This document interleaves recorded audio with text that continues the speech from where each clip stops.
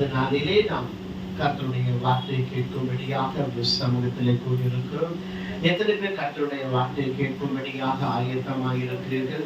கர்த்தருக்குள் மகிழ்ச்சியாக இருப்பதே நம்முடைய பலனாக இருக்கிறது. எத்தனை பேர் சந்தோஷமா இருக்கிறீங்க? பக்கத்தால பார்த்து சந்தோஷமா இருக்கிறீங்களா?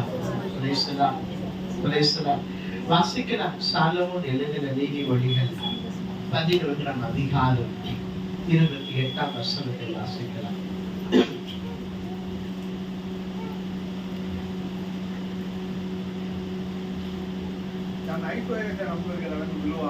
தன் ஐஸ்வர்யத்தை நம்புகிறவன் விழுவான், நீதிமான்களோ துளிரை போல களைப்பார்கள். உங்களை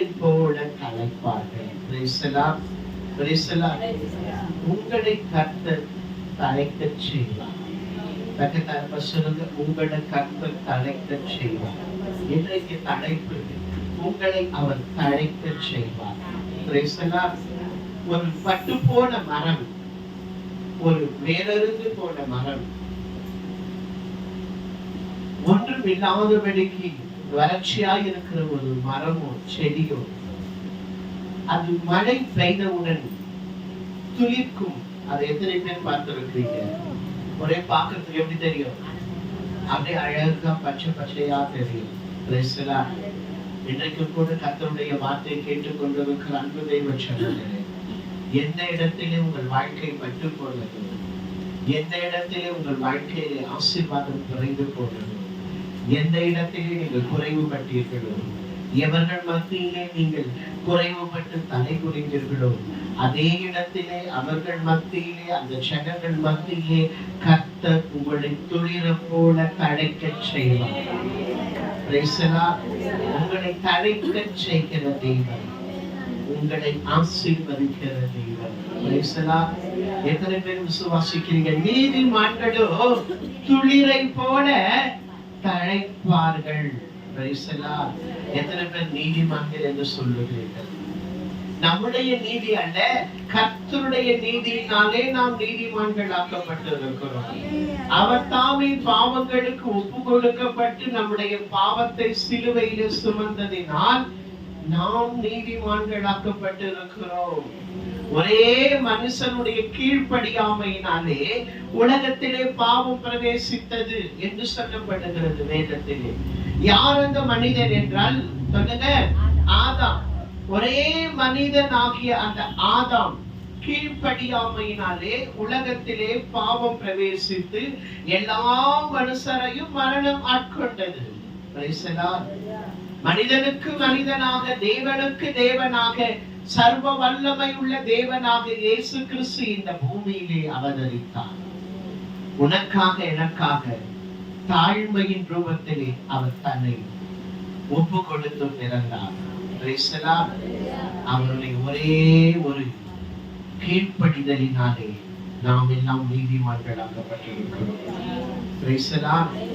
எத்தனை பேர் சொல்றீங்க நீங்க நீதிமான்கள்?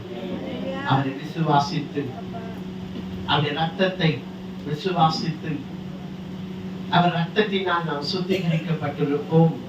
நம் பாவங்களை எல்லாம் அவருடைய சமூகத்தில் அறிக்கையிட்டு, நம்முடைய அக்கிரமங்களை எல்லாம் அவருடைய சமூகத்தில் அறிக்கையிட்டு, சிலுவையிலே நம் பாவங்களை இயேசு சுமந்தார் என்று விசுவாசித்து, இருதயத்திலே விசுவாசித்து, வாயிலே அறிக்கை செய்த பிறகு ரட்சிப்பு உண்டாகிறது. அப்படி ரட்சிப்பின் அனுபவத்தை பெற்று, அந்த ரட்சிப்பின் அனுபவத்தோடு இன்றைக்கு நான் வாழ்ந்து கொண்டிருக்கிறேன். அந்த ரட்சிப்பின் அனுபவத்தோடு அவருடைய வார்த்தையை நான் கடைபிடித்து, அந்த வார்த்தையின்படி நான் வாழ்ந்து கொண்டிருக்கிறேன் என்று சொல்வீர்கள் என்றால் நீங்கள் தான் அந்த நீதிமான்கள். யாருக்குமே சந்தோஷம் இல்லை. நீங்க தான் அந்த நீதிமான் என்று சொன்னால் யாருக்கும் ஆசை சந்தோஷம் இல்லை. உங்களை பார்த்து நீங்க நாளைக்கே கார் வாங்குவீங்கன்னு சொன்ன என்ன இருக்கும்? எல்லாருக்கும் சந்தோஷமா இருக்கும். நாளைக்கே நீங்க கடன் கேட்கறத கடன் கொடுப்பாங்கன்னு சொன்ன என்ன இருக்கும்? சந்தோஷமா இருக்கும். ஆண்டவர் சொன்னா நீ கடன் வாங்காத ரூபாயாக கடன் கொடுப்பாயாக. நம்முடைய பாவங்களுக்காக சிலுவையிலே அவர் ஒப்பு கொடுக்கப்பட்டதினால் நாம் நீதிமான்களாக்கப்பட்டிருக்கிறோம்.